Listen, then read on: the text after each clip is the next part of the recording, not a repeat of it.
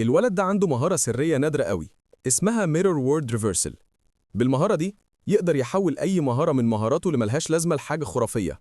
على سبيل المثال، حول مهارة التحكم في الكروم بتاعته اللي كانت فرصتها قليلة إنها تشيل الهدف لأشواك فوضوية بترمي أشواك على الأعداء بفرصة كبيرة إنها تسبب لهم ارتباك.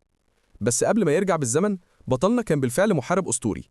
بعد معارك لا حصر لها سابته مليان ندوب ومجهد، البطل بيواجه أكبر جرح ليه لحد دلوقتي، خيانة من أقرب صاحبه لوا وي. في عالم اتغير بذهول الدنجنز المفاجئ، القوة الغامضة اللي بتيجي من الأماكن دي معروفة باسم كلاسز. عشان يسيطروا على الدنجنز، الناس بتكون فرق. لوا وي بيقرر يتخلص من صاحبه اللي تخطى رتبة اس لأنه بيعتقد إن القوة دي لازم تكون للعيلة المالكة عشان استقرار الإمبراطورية. بالتفكير ده، لوا وي بيستخدم متفجرات عشان يقتله. بس لدهشتنا، لما يون تشي بيموت، مهارته السرية ميرور وورد بتتفعل وبتنقل روحه لعالم منعكس جوه بحيرة. بعدين مجموعة متنمرين بيعلقوا ولد بالمقلوب وبيضربوه وبيغرقوا وشي في مية البحيرة. صراخ الضحايا للمساعدة بيوصل لروح بطلنا اللي بيسمعهم من الأعماق. ولد لابس نظارة بيحاول يتدخل، بس زعيم المتنمرين بيتريق عليه هو والضحية وبيحمل اللوم على الولد النيرد وبيتريق عليه هو كمان. فجأة دانجن بيظهر وبيخلي الكل يتفرق بخوف. الولد النيرد مع ذلك بيجري عشان يفك الضحية اللي لسه مربوط بالحبل. وحوش الدنجن بتبدأ تظهر وبتهدد بالهجوم. في اللحظة الحرجة دي، الضحية اللي كان غرقان بيصحى وبيطلق قوته جليشال امباكت ضد العدو، نوع من القدرات اللي بتساعد على شفاء الهدف. بس السيستم بتبلغه انه ما يقدرش يشفي حد عنده اتش بي كامل. في نفس الوقت، الولد اللي لابس نظارة متضايق ان صاحبه بيحاول يشفي وحش حرفيا. بطلنا بيبص على شريط حالته وبيكتشف انه استولى على جسم يون شيت ضعيف وورث قدراته الهزيلة. هو فاكر انه كان محارب عظيم ومات بعد ما فعل ميرور وورد، وده اللي خلى روحه تدخل العالم الغامض ده. صراح الضحية اللي كان بيغرق هو اللي أطلق إحيائه في الشكل الجديد ده. مدفوع برغبة في الانتقام، بطلنا بينتج إنه بيقرر يستغل الفرصة التانية دي. الولد النيرد ده بيروح ليونج شا عشان يساعده، بس بطلنا بيحس بالإحباط لما بيكتشف إنه ما عندوش أي مهارات ليها قيمة. يونش اللي فات كان الكل بيعتبره مجرد مغني تعويذات، ورغم كده يونش بيقرر يعلق أماله على مهارة عالم المرايا. فضولا منه عشان يعرف بتشتغل إزاي، بيحاول يفعلها، بس السيستم بيقوله إنه مش مستوفي الشروط. بيجربها على عفريت بس المستوى بتاعه قليل قوي. بعدين بيجربها على سلاح العفريت بس بيجيله نفس النتيجة. فجأة بيظهر زعيم مشوه مستوى 10 ووراه على طول جيش من الوحوش. الولد اللي لابس نظارة بيخاف من الأسوأ ومقتنع إنهم خلاص هلكوا، في الوقت اللي بطلنا لسه بيحاول يتقن مهارة عالم المرايا. وأخيرا يونشي بيجرب يفعلها على واحدة من قدراته اللي شكلها عديمة الفايدة، ولدهشته بينجح إنه يعكس تانجلينج فاينز لكيوتيك ثورنز، وده بيسبب ارتباك بين الوحوش اللي بيبدأوا يهاجموا بعض. وسط الفوضى دي، الزعيم المشوه بيتم القضاء عليه من وحش تاني. أخيراً بطلنا بيدرك إن حتى أضعف مهارة عنده ممكن تبقى قوية لما تتعكس، ومتحمس بالاكتشاف ده، يونشي تحمس إنه يحول قدراته التانية كمان. يونشي مندهش من القوة الحقيقية لمهارة عالم المرايا اللي خفية اللي من تصنيف SSS، بدل ما مجرد تعكس مهارة هي في الحقيقة بتعزز القدرة كلها. بطلنا بيلاحظ إن في شكلها الأصلي المهارة بتاعته كان هيبقى ليها نسبة نجاح قليلة وهتستمر لثانية واحدة بس. دلوقتي هو متشوق يشوف إيه اللي هيحصل لما يعكس قدراته التانية. بيجربها مع Empowered Strike وبيحولها لتريك بليد، واللي دلوقتي بتتميز بزيادة 10% في قوة الهجوم والمدة. مع عالم المرايا، بطلنا بيكتشف إنه ممكن يضخم قوة هجوم أي مهارة، وبينما الوحوش بتفضل في حالة ارتباك وبتغلب بعضها، هو بيكسب كمية كبيرة من نقاط الخبرة وبيعلى مستواه بسرعة. كل ما يعلى مستواه، الإمبي بتاعه بيرجع كامل، وده بيديله فرص أكتر للتجربة. مستغلا الفوضى، بيجرب تريك بليد على الوحوش اللي لسه متلخبطة.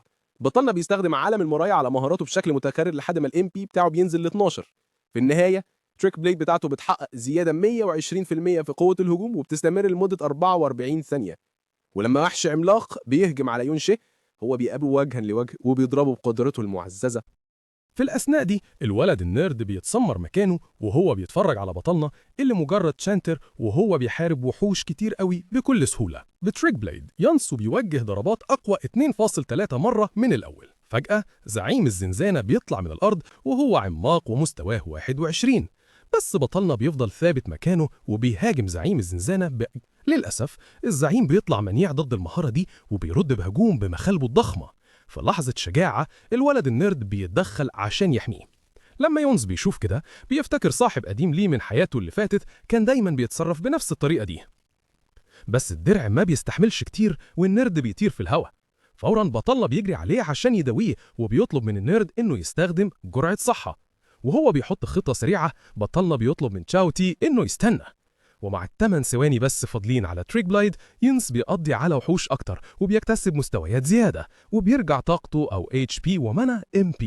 بيرجع يفعل تريك بلايد تاني وبيكمل هجومه الشرس، وبيفضل يعلى في المستويات لحد ما يحس إنه جاهز يواجه زعيم الزنزانة. لما بيوصل للمستوى 12، تريك بلايد بيبقى عندها زيادة مذهلة في قوة الهجوم بنسبة 510%. بيهاجم من زوايا مختلفة، يانس بيشن هجوم عنيف ما بيرحمش، وفي النهاية بيهزم زعيم الزنزانة. تشاو جي مش مصدق عينيه، مذهول إنه يشوف تشانتر مستواه 5 يهزم زعيم زنزانة. بعد هزيمة الزعيم، الزنزانة خلصت، وبينما يونس بيجمع الغنائم اللي وقعت، تشاو جي لسه مش مصدق وبيسأله إزاي بقى قوي كده بالسرعة دي. ردًا عليه، بطلنا بيسأله لو هو قريب لشاو بنبن. تشاو جي بيتصدم إنه يانس يعرف لقب جده الأكبر. يانس بيتفاجئ لما يعرف إن تشاو جي هو حفيد بنبن فعلا، بس على حد علمه لو واي كان قضى على كل اللي ليهم علاقة بيه. بطلنا بيحاول يضغط عشان يعرف معلومات أكتر، بس تشاو جي وهو بيبدأ يتضايق بيرفض يجاوب على أي أسئلة تانية. بما إن يانس كمان مش صريح معاه، تشاو جي بعدين بيسأل ليه بطلنا كان مخبي قوته طول الوقت ده، بس بيغير الموضوع بسرعة وبيقول إنهم يرجعوا المدرسة، وبيذكر إن في زيارة نيابة لقاعة الذكرى. الشك اللي لسه عنده، بطلنا بيقرر إنه الأحسن يفضل مخبي هويته دلوقتي. ذكر قاعة الذكرى بيثير فضول. دي تبدو فرصة ممتازة عشان يعرف إيه اللي حصل بعد موته في حياته اللي فاتت. وهو راكب أتوبيس قطار، يونشي لاحظ إن المواصلات دلوقتي بتشتغل بمنتجات مستخرجة من الدنجنز. اتفاجئ لما شاف حاجات كتير من الدنجنز بتستخدم في الحياة اليومية، حاجات كان فاكر إنها مستحيل تكون موجودة برا العوالم الخطيرة دي. بفضول استدعى خاتم عظم كيميرا من مخزونه، وافتكر إزاي زمان أي حاجة متبقية من الدنجن كانت بتختفي مع الدنجن نفسه. واضح إن الأمور اتغيرت. في قاعة الذكرى، يونشي بيلاقي نفسه قدام تمثال ليلو قوري اللي دلوقتي بيحتفلوا بيه كبطل أنهى كارثة الدنجنز من سنين. التاريخ بيسجل إن الدنجنز كتير ظهرت مرة واحدة، منهم دنجن قوي جدا من فئة SSS كان بيسبب معاناة يومية للمدنيين. لو أوي وهو بيقود جيش قدر ينتصر على الدنجنز دي. في الوقت اللي صديقه المقرب لوسي يتوسم بالخيانة، بطلنا بيغلي من الظلم، فاكر إنه جيشه هو اللي كان مسؤول عن تطهير الدنجن اللي من فئة SSS، ومع ذلك لسه التاريخ بيسيء لسمعته. في نفس الوقت المدرس بيحكي عن الصعوبات اللي واجهها لو أوي في المعركة، وبيضيف إنه بمساعدة البطل المشهور دين كون، لو أوي قدر يقمع التمرد، لكن يونشي ما عندوش أي ذكرى لأي حد اسمه دين كون. في وسط كل ده، زعيم المتنمرين دينغ شو بيظهر ومتفاجئ إنه شاف تشاو جي وولدنا عايشين.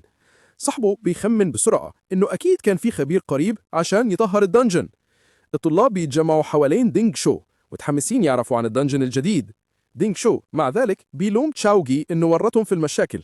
لما تشاوجي بيعترض، دينغ شو بيحطه في مكانه بانتباهه لتمثال تشاونن اللي لقبه بن وهو بيداس عليه من البطل دينغ كوين جده هو شخصيا. فجأة دينغ شو بيزعق لتشاوجي بغضب وبيتهمه إنه أهل جده، وبينما الطلاب الثانيين بيبدأوا يتكلموا في سرهم عن الخاين تشاونن، المدرس بيتدخل وبيطلب من تشاوجي إنه يعتذر، وبيفكروا إنه عيلة البطل كانت اتقتلت زمان، ويوضح إنه ما فيش حد مستعد يساعد حفيد خاين. وفي اللحظة اللي دينغ شو كان على وشك يصعد الأمور أكثر، بطلنا بيتدخل وبيركل دينغ شو ويوقعه ويحمي تشاوجي قبل أي أذى. كل الطلبة يبدأوا يتوشوشوا مع بعض، مصدومين إن ساحر بسيط ليفل 5 وقع دين شو وأهان عيلة البطل. دين شو اتغاظ وقال ليونشي إنه كيس ملاكمة، وجمع شلته عشان يهجموا عليه. لكن بطلنا بيقضي عليهم كلهم بسهولة باللكمات دقيقة، بما فيهم دين شو نفسه. حفيد البطل يتصدم وما يقدرش يتكلم بعد ما توقع بالسهولة دي، بينما باقي الطلبة بيبدأوا يرغوا تاني، دلوقتي مقتنعين إن دين شو لازم يكون ضعيف. دين شو غضبان بيفعل قدرته الغضب ويستدعي شاكوشه المصنوع من النار، لكن بطلنا بيلمح فرصة ويرميه على الأرض بضربة واحدة في التوقيت المناسب. الطلبة يتصدموا ويسكتوا خالص لما حارس قاعة الذكرى يوصل ويفكرهم إن الخناق ممنوع منعا باتا. المدرس اللي كان باين عليه إنه متضايق يوبخ بطلنا على وقاحته ويستدعي السلاح عشان يحاول يرجع النظام. بهدوء يونشي يكسر السلاح باستخدام خاتم عظم الكيميرا بتاعه، ويتحدى المدرس إنه يتعامل بعدل ويلمح إنه متحيز لعيلة دينغ شو. بإظهار قوة ختمه، بطلنا يجبر المدرس إنه يوافق إنه يحقق في الحادثة صح. جواه يونشي بيلاحظ إن الخاتم ده مجرد قطعة من لورد ليفل 21، لكن قوي بما يكفي عشان يواجه مدرس ليفل 32. نتيجة لكده المدرس بيخرج يونشي وتشاوجي الاتنين من قاعة الذكرى. جوه المدرس بينادي على معالي عشان يعالج دينغ شو. أول ما خرجوا بره، بطلنا بيفكر إن بعد سقوطه هو محدش من رجالته نجا، وبن في الآخر اتقتل على إيد دين كون. بفضول بيطلب من تشاو تشاوجي إنه يحكي له قصة البطل المزعوم دين كون. تشاوجي بيشرح إن دين كون اكتشف خطط الخاين يونشي وقاد جيش جنب زنزانة اس وساعد في إخماد التمرد. بطلنا بيفتكر إن كان في فعلا كمين في الزنزانة كان هدفه يقضي على رجالته. تشاوجي بيكمل كلامه وبيقول إن دين كون اترقى من الملك وبقى شخصية مشهورة بيحارب سنين عشان يحمي العالم من كوارث زي كارثة وينترلاند العظمى. لكن بطلنا فاكر كويس إنه هو مش دين كون اللي حل أزمة وينترلاند. مع ذلك هو فضولي بخصوص سلاح دين كون. تشاوجي بيحكي له على سلاح السحاب المتدفقة النصل اللي يفترض إن دينج كون استخدمه عشان يعدم الشرير يون شاي. الاعتراف ده خلى بطلنا يغضب أكتر وأكتر، مش بس إنجازاته اتسرقت، لا ده حتى سيفه بقى جزء من أسطورة حد تاني. دلوقتي وعزيمة قوية جواه يونشي قرر إنه هيوقع دينج كون بنفسه. بره مجمع عيلة دينج الحراس كانوا بيراقبوا المكان، بس لما شافوا يونشي وتشاو جين ببساطة تجاهلوهم وكملوا طريقهم. تشاو جين باين عليه التوتر واقترح إنهم يرجعوا، قلقان من عدد الحراس اللي موجودين. بس بطلنا افتكر إن دينج كون بيقضي معظم موارده ووقته جوه الزنزانة مستواها عالي. في العصر الحالي الناس مش بتقدر تدخل أو تخرج من الزنازين بمزاجها، لازم يكون معاهم تصريح خاص عشان يدخلوا. بطلنا افترض إن عيلة دينج أكيد معاها تصريح زي ده. كان فضولي بخصوص الأمن المشدد ده، وتشاو جين شرح له إن عيلة دينج عندها زنزانة خاصة بيها جوه ملكيتهم. الأيام دي الأفراد الأقوياء ممكن يشتروا ويبيعوا زنازين مستواها قليل، وده الشيء الأغنياء بس اللي يقدروا يعملوه. تشاو جين ضاف إن دينج شو بيرفع مستواه بسرعة عن طريق قتل الوحوش في زنزانة العيلة، في حين إن الطلاب العاديين بيقدروا يكتسبوا خبرة بس من زنازين المدرسة. المعنى واضح، كل ما الشخص كان أغنى وأقوى كل ما مستواه هيكون أعلى. معظم الخريجين العاديين بيسيبوا المدرسة ومستواهم من 15 ل 20، وكتير منهم بيفقدوا الوصول للزنازين دونجنز خالص بمجرد ما يتغرجوا. ولكن اللي بيشتغلوا في وظائف ليها علاقة بالزنازين دونجنز هم اللي بيقدروا يوصلوا لأوائل الثلاثينات في منتصف العمر. حراس عيلة دينج مستواهم حوالي 30، واللي بيتخطوا المستوى ده غالبا بينتقلوا لوظائف عسكرية أو في النقابات. وهو عارف إنه هيحتاج تصريح عشان يدخل أي زنزانة. بطلنا بيفكر في خياراته. تشاو جين بيحسوا بالحذر وبيقول له يمشوا، بس بطلنا مش قادر يبطل تفكير في مواجهة دينج كون في أي مكان. لاحظ إن الحراس مستحيل يقدروا يغطوا كل جزء في القصر، ومعظمهم باين عليهم رضا النفس. قرر إن دي فرصته. بطلنا نط فوق السور وملاحظ قد إيه سهل إنه يتسلل من أمن ضعيف زي ده.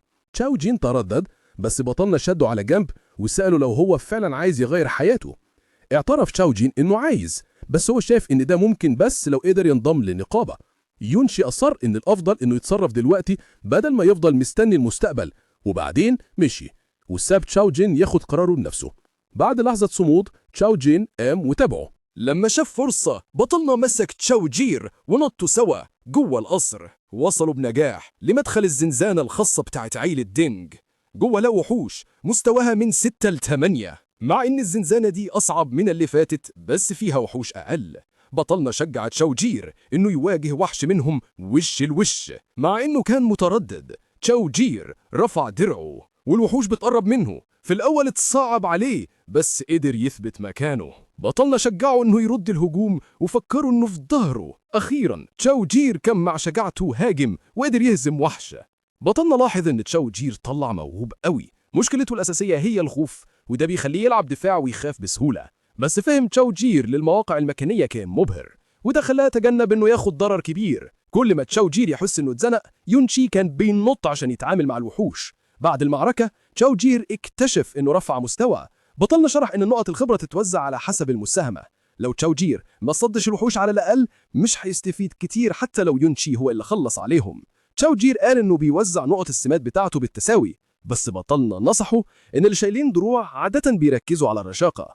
تشاو جير شرح استراتيجيته إنه بيوزع النقط بالتساوي على أمل إنه يلاقي مجموعة في المدرسة، عشان اللي شايلين دروع وبطيئين ما بيتاخدوش كتير وبيسيبوا الوحوش لغيرهم. بطلنا شرح إن ترقيات المتقدمة للفئات بعد مستوى 60 بتحتاج توزيع معين للسمات. على سبيل المثال فئة باستيون فورترس بتحتاج 60 قدرة تحمل و90 دفاع، عشان كده التوزيع العشوائي مش هينفع. تشاو جير شك إنه ممكن يوصل لمستوى 60 أصلاً، بس يونشي شجعه إنه يهدف لما هو أبعد من اس رانك. وهو بيفكر في تقدمه هو، بطلنا أدرك إن فئة الدعم بتاعته رجعت بفضل مهارة ميرور وورلد. فجأة اكتشف إن قدرة ميرور وورلد بتاعته نفسها ممكن تترفع مستواها، وده بيفتح إمكانيات جديدة لتقدم. يونشي فضل يقضي على الوحوش في الزنزانة كلها، وهو بيتحرك عشان يهاجم وحش تاني، مدة نص الخدعة بتاعه نزلت للصفر، بس لسه قدر يخلص على العدو.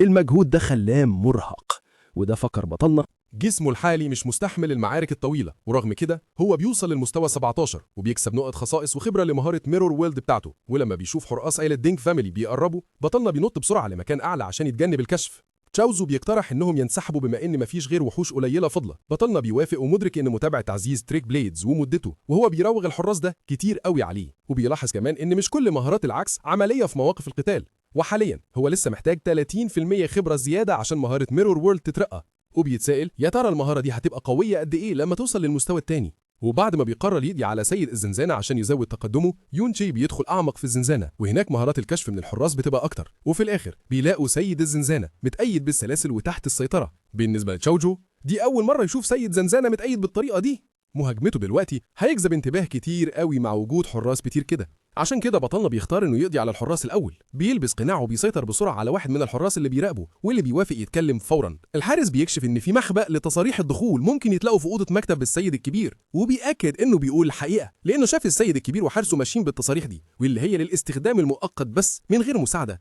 شبه المستحيل لاي حد يعدي من الامن.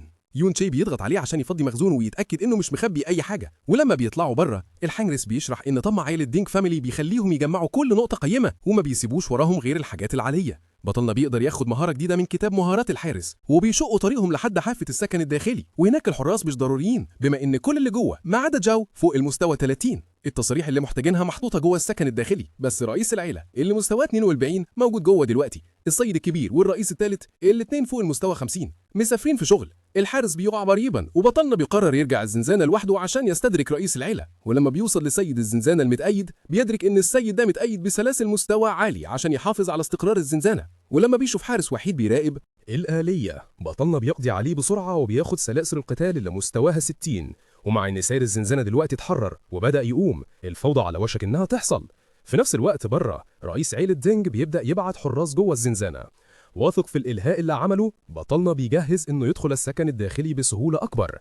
عند مدخل مجمع عيلة دينج، الرئيس الثاني للعيلة دينج هو بينزل من عربيته معاه دينج شو جنبه، وبيروح العربية اللي بعدها وبيفتح الباب بأدب ليونشا ومساعدتها وبيرحب بيهم بطريقته الرسمية. وبعدين من غير سابق إنذار، دينج هو بيرفض حارس قريب قبل ما ياخد ضيوفه ويدخل بيهم القصر الداخلي. وهو بيتفرج من بعيد، تشاو جو بيستوعب المشهد. يونشا بتظهر بعد شوية وبتوضح إن السيد الزنزانة اللي جوه مستواه 30، وده بيخلي مهمة القبض عليه حي مش سهلة. نشر الفوضى، بيقول تشاوجو، كان ضروري عشان يخلي رئيس العيلة مشتت ومشغول. تشاوجو بيوضح ان الحارس اللي لسه اتضرب ده هو عمه. بطلنا بيعرف ان في الماضي عيلته هو اتمسحت بالكامل، وده خلاهم يتجنبوا الاهانات اكتر. على النقيض عيلة شاو استحملت سنين من العار، وتحت اوامر دينكون التنمر زاد وبس. في النهاية عيلة شاو بقت عبيد افتراضيين لآلة دينج، مجبرين يقروا مزاجهم ويتذللوا عشان يعيشوا. تشاو جو بيقول إن أجيل أبوه حاول يقاوم، بس أبوه فقد عقله، وعمه ما بقاش أكتر من مجرد خادم لدينجز. بالرغم من المخاطر، بطل مصمم يدخل السكن الداخلي. تشاو جو بيعترضوا وبيفكروا إن أبو دينج شو اللي مستواه 42 وقوي جدا جوه، بس يونشا بتفضل ثابتة على موقفها، وبتصر إن اللي بيخافوا من المخاطرة ويفكروا كتير عمرهم ما يتقدموا. بيقول لتشاو جو إنه لو عايز يغير مصيره بجد لازم ياخد خطوة. تشاو جو بيتردد، مش متأكد إذا كانوا يقدروا فعلا يقفوا ضد عيلة بالقوة دي، بس بطلنا بيعلن بجراءة إنه مستعد يحارب الإمبراطورية كلها لو اضطر. من غير ولا كلمة زيادة بينط جوه القصر الداخلي. جوه الرئيس التاني بيجيله خبر عاجل إن سيد الزنزانة هاج. يونشا بتعرض إنها ترجع يوم تاني، بس دينج هاو بيطمنها إن أخوها الكبير هيحل الموقف بسرعة، وبيقول كمان إن المعلم القديم وأخوه الثالث وأخوه في طريقهم عشان يقابلوها، وكمان جدهم البطل المشهور متشوق يشوفها. على التراس بطلنا بيسأل نفسه لو الجد البطل ده هو البطل الشرير دينكون. بيلاحظ ان يونشا نفس اسم عيلته، وبيخمن ان مكانتها اكيد مهمة. بيتسلل لغرفة الدراسة بيدور على تصاريح، مع انه ملقاش حاجة، بس لقى مفكرة وكذا كتاب مهارات جودتهم عالية. من ضمنهم بيكتسب قدرة جديدة، هالة التبطيط، اللي ممكن تقلل سرعة العدو بنسبة 20%. بره تشاو تشوي بيشوف حراس محوطين السكن الداخلي وبيزيد قلقه على سلامة بطلنا. بيفكر يهرب، بس ذكريات عيلته وهي بتعاني بتمنعه. في تصرف شجاع ومفاجئ، تشاو تشوي فجأة بيزعق عشان يلفت انتباه الحراس على أمل إنه يعمل إلهاء لبطلنا. مستغلا اللحظة، يونشا بينط من الشباك وهو مدرك شجاعة تشاو تشوي الجديدة. بيزعق بصوت عالي عشان يتأكد إن الكل عارف إنه حصل على السلاسل في الكتب المهارات. وبعدين بيستخدم ميرور وورلد عشان يعكس هالة التبطيء بتاعته لهالة تسريع، وهو مدرك إن بطلنا رايح على الزنزانة. دينج بسرعة بيعيد توجيه حراسه وبيندفع للأمام، وبيأمر اللصوص والرماة إنهم يتبعوه. لكن يونشا بيستخدم مهاراته في الرشاقة أو التسريع، وده بيصعب على الرماة واللصوص اللي مستواهم 30 إنهم يجاروه. بطلنا قريب بيلاقي نفسه وش لوش مع اللورد بتاع الزنزانة اللي دلوقتي في حالة مشلولة ومقيد بختم. مدركا الفرصة بيحافظ على سرعته وبيهدف إنه يقضي على اللورد الضعيف بضربة حاسمة واحدة. مع اقتراب الحراس بطلنا بيطلق أشواق فوضوية، وده بيخلي الحراس يهاجموا بعضهم البعض في ارتباك بيتسلل من بينهم بسهولة، وبيلاحظ نقص خبرتهم في معارك الفرق الحقيقية. معركة شرسة بتندلع بين الحراس وبطلنا وبتستمر لحد ما درينج بيوصل أخيرا لابس درع ورماه شاهر فأسه. دينج بيهجم على بطلنا بهدوء. يونشي بيستدعي السلاسل عالية المستوى. هو لسه مش قادر يوصل لكل إحصائياتها، بس حتى عند مستوى 60 لسه قوية جدا. بيكسر الختم بالسلاسل. بطلنا بيهاجم سيد الزنزانة من زوايا متعددة، وفي النهاية بيقضي عليه. بالانتصار ده يونشي بيوصل للمستوى 20، ومهارة عالم المرايا بتاعته بتترقى. ولما دينجي وحراسه بيقربوا عشان يقبضوا عليه، بطلنا بيختفي من غير أي أثر. فجأة بيلاقي نفسه جوه عالم المرايا بعد ما فعل مهارته، وبيستوعب إن معاه نص ساعة يستغل فيها المساحة الفريدة دي. يونشي بيلحظ بسرعة إن كل حاجة جوه عالم المرايا بتبان معكوسة. في الأول بيفترض إن الحراس هنا مجرد أوهام مرايا، بس بسرعة بيكتشف إن ده مش صح بالكامل. لما بيلتقط شظية مرايا بيكتشف إنه ممكن يجيبها معاه للعالم الحقيقي. دلوقتي بعد ما مهارة عالم المرايا بتاعته وصلت للمستوى 2، بطلنا بيدرك إنه ممكن يستخرج أي حاجة بيحصل عليها من العالم ده. بيراجع نافذة الإحصائيات بتاعته وبيلاحظ قائمة جديدة من المهارات. دي الأشكال المعكوسة لكل قدراته، لكن بيشوف إن بعض المهارات الأساسية لسه مقفولة، فمش قادر يفعلها لغاية دلوقتي. وهو بيخطط للمستقبل، بطلنا بيقرر يختار مجموعات مهارات قوية عشان يحسن تقدم فئته. فجأة بيلاحظ أرواح طايرة في الهواء، واللي بتتحول بعد كذا لمخلوقات أنديد. من غير تردد بطلنا بيقضي على واحد من الأنديد، والنظام بيبلغه إنه ممكن يعمل معاه عقد. بيدرك إنه بعد ما يهزم أنديد ممكن يجيبه للعالم الحقيقي زي شظايا المرايا اللي جمعها بالضبط، وده بيفتح له إمكانيات جديدة. وفي الوقت ده في العالم الحقيقي الزنزانة اختفت. دينج وحراسه واقفين مستنيين أي إشارة من يونشي. بيتوقعوا إنه ممكن يكون استخدم مهارة إخفاء من مهارات اللصوص، بس واحد من اللصوص بيرفض الفكرة دي بإحباط. دينج بيوبخ رجاله عشان سابوا المتسلل يفلت.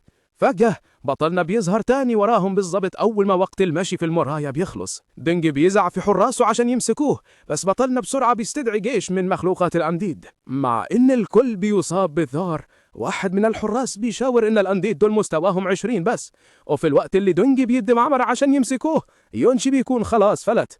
أول ما بيخرج برا بطلنا بيلاحظ إن استدعاءاته من الأموات الأحياء لسه ضعيفة شوية، بس هو مبسوط إنه قدر يعمل عقود مع أقوى 20 مخلوق من الأموات الأحياء المتاحين. عارف كمان إن عالم المرايا ميرور وورلد ليه حدود استكشاف 200 متر، وده بيحدد المسافة اللي يقدر يتحركها جواه. عشان يستغل القدرة الجديدة دي على أكمل وجه، قرر يستكشف عالم المرايا من أماكن مختلفة في المستقبل. في اللحظة دي لمح تشاو جيو وهو ماسكه حارس. بسرعة يونشي نزل الحارس ومسك تشاو جيو. بعد ما سيطر على الوضع بطلنا رجع البيت متشوق يحسب مكاسبه ويخطط لخطوطه الجاية. حراس عيلة دينج فضلوا يحاربوا مخلوقات الأموات الأحياء، ورغم إنهم لاقوا الموضوع سهل يهزموهم، الوحوش كانت بتفضل ترجع للحياة تاني. بعد شوية دينج جي الرئيس الثالث لعيلة دينج وصل وقضى على كل الأموات الأحياء بسهولة. شرح إن المخلوقات المستدعاة دي بتستنزف نقاط السحر، وهتختفي لو اتهزمت كام مرة كمان. في نفس الوقت جوه السكن الداخلي دينج هاو انحنى للسيد الكبير وهو بيعتذر. بلغ إن المتسلل هرب من الشباك. السيد الكبير وهو غضبان اشتكى إنهم حتى مش عارفين شكل المتسللين عامل إزاي. دينج هاو حاول يخفف الجو بذكر إن يونشا وافق يزور زنزانة البطل، لكن السيد الكبير أمره يقضي على المتسللين ويدور كويس على أي حاجة تانية ممكن تكون اتسرقت. في مكان تاني يونشا لاحظ بارتياح إنه دلوقتي معاه تصريح وإنه محتاج بس حد يقدر يدخله زنزانة البطل. ورجعنا لبيت دينج شوي، بطلنا وصل للمستوى 20 برغم من إن خاتم عظم الكيميرا بتاعه قرب يتلف. قدر يجمع أكتر من 10 كتب مهارات كلها فرص دعم، بس هو كان بالفعل اتعلم ترنيمة أغنية المعركة واللي يقدر يعكسها لترنيمة أغنية الدرع. بيخطط للقدام، بطلنا ناوي يستخدم المهارات دي عشان يكدس سماته بهدف إنه يطابق أو يتفوق على غيره من نفس المستوى بناء على الإحصائيات. بس من غنائم سيد الزنزانة حصل كمان على درع الفارس الفاسد. مع وصول عالم المرايا للمستوى 2، مخلوقات الأموات الأحياء اللي يقدر يستدعيها زودت قوته القتالية بشكل ملحوظ. لسه ده مش كفاية لبطلنا، هو عارف إنه محتاج يوصل للمستوى 50 ويعمل عقد مع مخلوق أموات أحياء من فئة إس لو عايز يبقى عنده أي أمل في مواجهة حد زي البطل دين كون. يونشا بيطمن تشاو يو إن عيلة دينج ما شافوش وشوشهم فمفيش خطر كبير من إنهم يتقفشوا، وبعدين سأل لو في زنزانة مات فيها الشخص قوي. تشاو جيو وهو متردد اعترف إن زنزانة المدرسة بتنطبق عليها المواصفات دي، بس حذر إن مش سهل التسلل اللي جواها. بطلنا طمنه إنه عنده طرقه الخاصة. بعدين في بيت مدرس المدرسة الخاص، بطلنا رش المدرس بكتابين مهارات. المدرس قال إنه مش هيقدر يعمل كتير، بس الزنزانة فتحت مؤخرا للطلبة الخريجين، وشرح إن الطلبة ممكن ينضموا الفريق لو المدرس رشحهم. بمساعدة المدرس بطلنا خد الإذن ولقى نفسه قريبا عند مدخل زنزانة المدرسة. طلبة تانيين اتجمعوا متحمسين إنهم يعملوا خطط عشان يرفعوا مستواهم، ولما يونجي بص على المشهد حس إن فيه حاجة مش مظبوطة. عارف إن الزنزانة الشجاعة دي كانت هدية من البطل للمدرسة. تشاو جو هو الآن كشف أخيرا إن ده المكان اللي البطل قتل فيه الخاين المزعوم تشاو. مدرس المدرسة حذر إن مستوى الزنزانة عالي وخصص طالب تاني اسمه سي عشان ياخد باله من المجموعة. سي اتذمر بس نفذ التعليمات، وقال لبطلنا وتشاو جو إن بالرغم من التحضيرات الكتيرة بطلنا مش قادر يتخلص من الإحساس بالخطر اللي حاسس بيه من زنزانة المستوى 2040 دي. جوه الزنزانة زياه على طول عرف يون تشا ويون ين وشاور على إن مستواهم قليل، وبعدين بص على يون جوي وتشاو جو ولاحظ إن مستواهم قليل برضه. سي هو بيتفاخر ادعى إنه بيحس بطاقة أكتر لما بيكون حواليه بنات، واتمنى إن يون تشا ويون ين يفضلوا جنبه. واحد من زمايله في الفريق فكروا إن الاتنين دول مستواهم فوق ال30 بكتير، وده بعيد عن مستواه خالص. فجأة يون تشا ويون ين مشوا ناحية بطلنا. هو على طول عرف يون تشا إنها ضيفة اللي شافها في عزبة عيلة دينج، واستغرب ليه هي جت ناحيته. يون تشا بكل بساطة مدحت صوته وذكرت إنها شافته في قاعة الذكرى، وبعدين قرمت منه واعترفت بهدوء إنها عرفته امبارح في بيت عيلة دينج. بطلنا اتفاجأ واستغرب إنها قدرت تعرفه بمجرد كام كلمة. بعد ما غيروا معداتهم يون تشا ويون ين كملوا طريقهم. ده خلى بطلنا يدرك إن دينج شيو ممكن يكون عارف أصواتهم امبارح برضه. عشان يرد الجميل ليون تشا ويون ين لأنهم ما كشفوش هويته، بطلنا حذرهم بهدوء إنهم ياخدوا بالهم لأن الزنزانة دي بتديله إحساس بالخطر. يون شاه شكرته على التحذير بس بثقة، طمنته إنها مش قلقانة بمستواها الحالي. لما شافوا كده مجموعة زيون اتصدمت واتلموا بسرعة حوالين يون شاه متحمسين إنهم يتعرفوا عليها. بطلنا طنش فضولهم ودخل أعمق جوه الزنزانة. مجموعة زيون اتخانقوا مصممين إن يون شاه وتشاو جيو ما ينفعش يمشوا لوحدهم. زيون عشان يحفظ ماء وشه ادعى إنه قريب من يون شاه فمستحيل يكون مستواه قليل. فكر زمايله إن هدفهم الأساسي هو تجميع كريستالات، واقترح إنهم يتجاهلوا المستويات القليلة بما إن كل واحد معاه شعلة استغاثة. في سره زاد كان بيتمنى إن بطلنا يتقتل بسبب ثقته الزايدة. في نفس الوقت دينج شو جرى نخيف مدخل الزنزانة وسأل الأستاذ عن الفريق اللي لسه داخل. افتكر ازاي كبار عيلته وطنشوا مخاوفه لما قال لهم ان يونشا وتشاوجيو هم اللي اقتحموا المجمع. ابوه كان فاكر ان الدينغشيو لسه زعلان بسبب حادثه قاعه الذكرى، في حين ان العيله كانت مصره ان الطلاب مستحيل يقدروا يهربوا من كل الحراس دول. الثالث كان طالب دليل، والمعلم الكبير طرد دينغشيو خالص. دلوقتي هو يائس انه يثبت نفسه. دينغشيو مسك في استاذه مصمم انه يتسمح له يدخل الزنزانه. يونشا كانت مشغوله بتنزل وحوش لما واحد منهم فجاه شن هجوم عنيف. بسرعة شاوجيو استدعى مجموعة دروع حوالين بطلنا، وكلمات تشجيع شاوجيو رفعت إحصائياته في نفس الوقت. بفضل الدعم ده بطلنا قدر يهزم الوحش، ونتيجة لكده مستواه بقى 21 في حين إن تشاوجيو وصل لمستوى 11. المهارات اللي تشاوجيو استخدمها دلوقتي هي من كتب مهارات عيلة دينج، وده بيخليه حليف فعال حتى ضد الأعداء الأصعب. وهم مكملين بطلنا افتكر وحش نادر معروف باسم Obsidian Beast. لو قدر يهزمه ممكن يكتسب المهارة الدعم اللي اسمها Gravitational Pull، واللي بالفعل موجودة في مهاراته المعكوسة. هو كمان متحمس يلاقي المكان اللي فيه شخص قوي وقع في معركة قبل كده. في النهاية وصلوا لكريستال بيلر كانيون اللي فيه مجموعة من وحوش الحجر المشع من الدرجة النخبة. يونشا لاحظت ان الوحوش دي هجرت على الاقل كيلومتر، ووصفتهم انهم من النوع المتجول على عكس الوحوش العاديه. الكائنات دي بتتجول بحريه وعندها قوه اكبر. بطلنا استراتيجية أنتاغونيس بيفتكر إن في الأيام الأولانية مواجهة النوع ذا من الوحوش كانت شبه انتحار، لدرجة إنهم كانوا بيطلعوا من الدنجنز ويخوفوا البشر، لكن هزيمتهم بتدي نقاط خبرة أعلى واللوت أحسن من الأعداء العاديين. وحوش الحجر المشع أقوياء جدا، عشان كده يونس بيقرر إنه يختبر قدراتهم الأول. بيكتشف بسرعة إنهم بيقدروا يعالجوا نفسهم باستمرار، ولما هجوم الوحش حتى درع تشارجز ما بقاش كفاية. الولد بيتصاب وسرعته لوحدها ما بتعرفش تتفادى. أول حاجة بيعملها إنه بيتراجع وبيستدعي جيش الأموات بتاعه عشان يغطيه، وبيقرر يعتمد على الديفنس بوست اللي جه من الليفل أب الأخير بتاع تشارجز. بعد كده في منصة جرايندنج مستوى أقل، تشارجز بيتقدم عشان يواجه شوية وحوش. بطلنا بيلاحظ إن معظم الكلاسس بيستخبوا ورا الشيلد بيرز للحماية. بعد ما قضوا وقتهم في الجرايندنج في الدنجن بتاع الدينج فاميلي، تشارجز استثمر نقاطه في الدفاع، وبالإضافة للدروع اللي عملوا لها لوت بقى عنده دلوقتي القدرات الأساسية اللي محتاجها أي شيلد بير كفء. يونس بيدربه إنه يحرك درعه في اتجاه الهجمات اللي جاية، ولسه بيتعلم تشارجز بيسيب فتحة ووحش بيخبطه في كريستالة. بطلنا بينط على طول عشان يخلف على الوحش، وبينصح تشارجز إنه ياخد باله من الضربات اللي ورا بعض. بيشجع صاحبه وبيفكره إنه دايما ياخد باله من التيم ميت اللي وراه، وهم بيشتغلوا سوا بيهزموا وحوش كتير وبيعملوا ليفل اب باستمرار. يونس بيوصل لليفل 22 بينما تشارجز بيوصل لليفل 15. في النهاية تشارجز بيتعلم مهارة جديدة من سكيل بوك اسمها شيلد ارمر، واللي بتضيف طبقة خارجية لزرعه. بالابجريد ده الولد بيعتقد انهم اخيرا بقوا جاهزين عشان يواجهوا وحوش النوع المتجول. في نفس الوقت مجموعه من المدرسين بيراقبوا الوحوش المتجوله من مكان عالي، ولما طالب بيبعت اشاره استغاثه المدرسين بيتناقشوا في التدخل، لكنهم قلقانين من وجود النوع المتجول. مدرس بيعرض انه يفضل ورا، لكن يونس بيقرب وبيعرض ان هو وتشارجز ممكن يراقبوا النوع المتجول. هو بيبرر ان اشاره الاستغاثه ممكن تكون ليها علاقه بالكائنات دي، وان مجرد مدرسين اتنين مش هيكونوا كفايه للانقاذ. بسبب ثقته المدرسين بيوافقوا وبيحذروهم انهم ما يقربوش قوي من الوحوش، لكن بطلنا متاكد ان الوحوش دي مش هتقدر تهرب منه هو وتشارجز. يونس بيشتبك مع وحش من النوع المتجول مع تشارجز. معدل 2.6 في الثانية، وقوة هجومه كانت بتزيد برضه. ومع كده اللود المتجول فضل تهديد كبير. أول ما وصل للطلبة من خلال عالم المرايا، يونس ظهر قدامهم تاني وبدأ على طول ينظف الوحوش.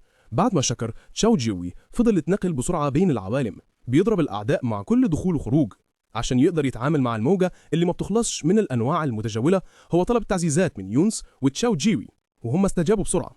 الوحوش ما كانتش بتخلص، بس بفضل النواة الكريستالية بطلنا كان واقع إنه يقدر يصمد. لكن لما أطلق الأشواك الفوضوية اكتشف إن الوحوش عندها مناعة.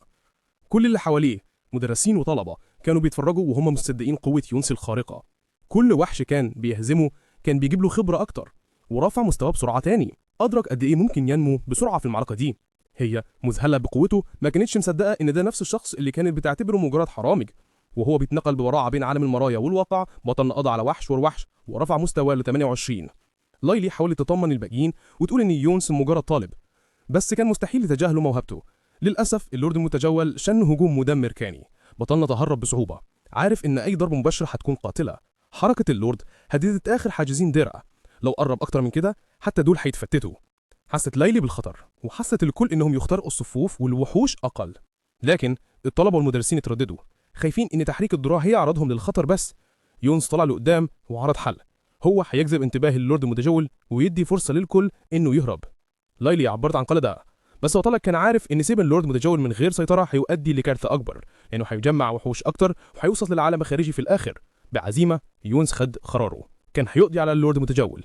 مع إن يونس كان بيجذب انتباه اللورد المتجول، المدرسين والطلبة استغلوا الفرصة عشان يهربوا. فخدت لايلي إن الكل يهرب بسرعة على أمل إن بطلنا كمان يقدر يتسلل ويخرج.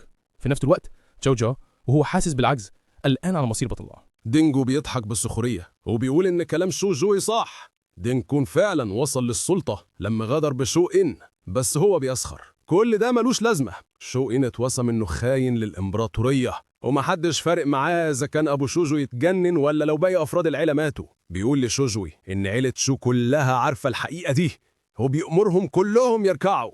أم شوجوي بتتردد، بتركع وهي بتعيط وبتترجى ابنها إنه يستسلم ويعترف بالذنب. مش قادرة تستحمل أي عذاب تاني بعد ما جوزها انهار. بس شوجو بيفتكر كلامها وهو صغير لما كانت بتقوله ما يسمعش كلام حد.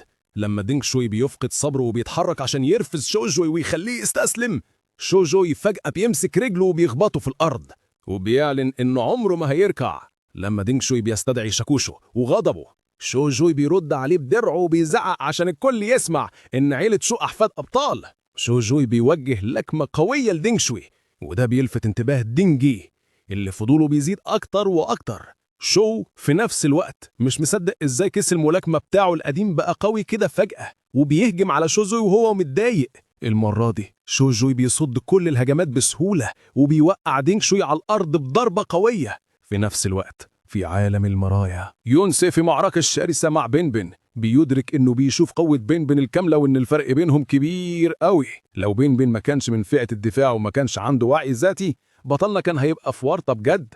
لحسن الحظ كل تقنيات بنبن القتالية كان يونسي نفسه اللي علمها له، عشان كده هو عارف نقط ضعفها. ومع ذلك بطلنا بيعاني وبيلاقي إن حتى تريك بليد تأثيره ضعيف على بنبن. الوضع بيسوء أكتر لما بنبن بيستدعي حجز الضوء الذهبي بتاعه، ودي حركة بتقلق بطلنا بجد. نرجع للعالم الحقيقي. دينج شوي بيرد بهمره الفوضوي اللي عامل زي الجبل المنصهرة. شوجوي بيفضل ثابت، بيصد الهجوم وبيرد بسلسلة من الضربات بتخلي دينج شوي يترنح على الأرض. بينما دينج شوي بياخد ضربة ورا ضربة، رئيس العيلة الثالث بيستدعي سلاح المخلب بتاعه ومستعد إنه يتصرف بنفسه. وبشكل غير متوقع بيلاقي شوجوي محمي بحاجز الضوء الذهبي. جوه الحاجز شوجوي ماسك دينج شوي ومكمل هجومه. بس الهجمة ملهاش أي تأثير. دينج اتصدم وغير هجمته للريندنج كلا، بس بطلنا اختفى وظهر تاني فوقيه ونزل عليه بضربة. ساب دينج لاعين متعور جامد بينزف وغضبان. الراس التالتة زعقت بس يونسي تهرب منها بسهولة. بان رفع سيفه، وده أدى لبطلنا فرصة ينط منه ويعمل هجمة أسرع كمان. بضربة واحدة نظيفة قطع درع دينجياي. لما دينجياي نادى على كاهن بتاعه، اكتشف إن كل رجالته اتقطروا على إيد الموت الأحياء. بطلنا سخر منه وشرح له إن بفضل مهارة الباف الأسطورية كائناته من الموتى الأحياء بقوا أقوى بكتير من أي حاجة حراس دينجياي يقدروا عليها. يائس وعايز يهرب، رئيس العيلة الثالث حاول يجري بس بان صد على الطريق بسيوفه المرفوعة. يونسي بهدوء كشف إن دي تشكيلة درع السيف المطلقة. مفيش حد أقل من اس كلاس قدر يهرب منها قبل كده. في محاولة أخيرة دينجياي طلع قنبلة فراغ، سلاح اس كلاس ورثه عن قده، وهدد إنه هيفجرها. بطلنا من غير ما يتأثر قال له اتفضل. دينج تردد ويونسي بسرعة قطع درعه التاني والقنبلة وقعت على الأرض وما بقاش فيه أي خيارات. يونسي أمره إنه يركع ودينجياي يستسلم بيأس. ساوجور معرفش يمسك نفسه من الابتسامة على المنظر ده، بينما دينج تسو كانت بتعيط بهدوء في الخلفية. بطلنا داس على ظهر دينجياي وصوب سيفه على رقبة الراجل وطلب يعرف هو يسوى إيه دلوقتي. يونسي بص في المخزون بتاعه ولقى مئات من جرعة الصحة، كل واحدة فيهم تقدر ترجع 100 HP في خلال 10 ثواني. بس بطلنا بسرعة أدرك إن حتى لو استخدم كل الجرعات دي مش هتبقى كفاية عشان يشفي بان اللي متعور جامد ده بالكامل. بهدوء قرر إن بان لازم يموت ويصحى تاني، وده هيخليه يرجع أقوى من الأول. بعد ما خلص على بان روحه ظهرت في عالم المرايا، ويونسي ضمه بسلاسة كواحد من الموت الأحياء المتقدمين. لاحظ إنه بهزيمة الأعداء الأقوياء يقدر يفضل يوسع قائمة الموت الأحياء الأقوياء بتوعه، وقرر إنه يسيب دينج شو عايشة لاستخدام محتمل في المستقبل. جاد تشاو جور بيتفرج على بطلنا بانبهار، مذهول إزاي حد صغير كده ممكن يكون قوي قوي. هو مقتنع إن يونسي ده أكيد هو اللي ساعد تشاو جور تبقى بأقوى. في الوقت ده عم تشاو جور استنتج إن البطل اللي قتل جدهم زي ده بتبقى تحت سيطرة الدولة، متحرسة جامد من الجيش، وممنوع أي حد يقرب منها في دايرة قطرها 2 كيلومتر. عادة بطلنا كان ممكن يعتمد على مهارته بتاعة عالم المرايا، بس عشان مداها 20 متر بس ده مش كفاية عشان يعدي الأمن المشدد ده. بدل كده هو قرر يلجأ ليونشان عشان تساعده. لما وصلت يونشان طلبت تعرف ليه طلب مساعدتها عشان يدخلوا الدنجن. هي اعترفت إنها كمان مش هتعرف تدخل من غير تصريح. بطلنا اداها كذا تصريح مؤقت كان سرقهم من عزبة عيلة دينج. هي وضحت إن كل تصريح محتاج حد يرافق صاحبه وقت التفتيش، وضغطت عليه تعرف ليه هو مستميت كده عشان يدخل. يونشان شرحت إن بعد ما شاف مصير بنبن في الدنجن اللي اسمها تريدرز، هو شاكك إن في حاجة غلط في القصة اللي نشروها الأبطال عن التمرد. هو قرر يساعد عيلة شاو تكشف الحقيقة. يونشان جدلت إن هو ملوش أي علاقة بعيلة شاو، فمخاطرة الدخول في صراع مع عيلة البطل ملوش أي معنى. هي اتهمته بالكذب وقالت إنه سرق التصاريح قبل ما يعرف أي حاجة عن بنبن. هي ذكرت إن دينج آي قاد مجموعة للتريدرز دنجن عشان ينتقم، بس اختفى هو والدنجن، وهي شك إن بطلنا عنده ضغينة ضد الأبطال. فضولها زاد، يونشان سألته لو بطلنا قريب ليونزي الخاين عشان في تشابه في أساميهم. هو هزر إنها كمان ليها نفس اسم العيلة، فردت عليه إنها غيرت اسمها عشان تتجنب المشاكل. هو هزر معاها تاني وبيلمح إنها بتفترض حاجات عن اسم عيلته الحقيقي. متضايقة هددته إنه هيبلغ عنه الجيش، بس يونشي عارف إنها مش هتعمل كده. هو بيعتقد إن يونشان شخص كويس بجد، إنسانة مش أنانية خطرت بحياتها عشان تنقذ ناس تانية. عشان يكسب ثقته اداها اليوميات اللي خدها من عيلة دينج واللي بتكشف جرائم أحفاد البطل. يونشان اتفاجأت وسألته ليه بيثق فيها بالسهولة دي، وحذرته إنه ما ينفعش يثق في الناس كده أعمى. بطلنا أصر إن حتى لو اتخان قبل كده ده مش هيمنعه إنه يثق في الناس، وطمنها إنها مش شخص شرير. متلخبطة، يونشان قالته يفضل ماشي وراها لحد اللحظة اللي هتخونه فيها بس. عند مدخل الدنجن بتاعة البطل، حارس حيا يونشان وبلغها إن الأبطال مستنيين جوه. هو محتار إنها ما جاتش مع دينج دان وبقى شاكك في الشخص الملثم،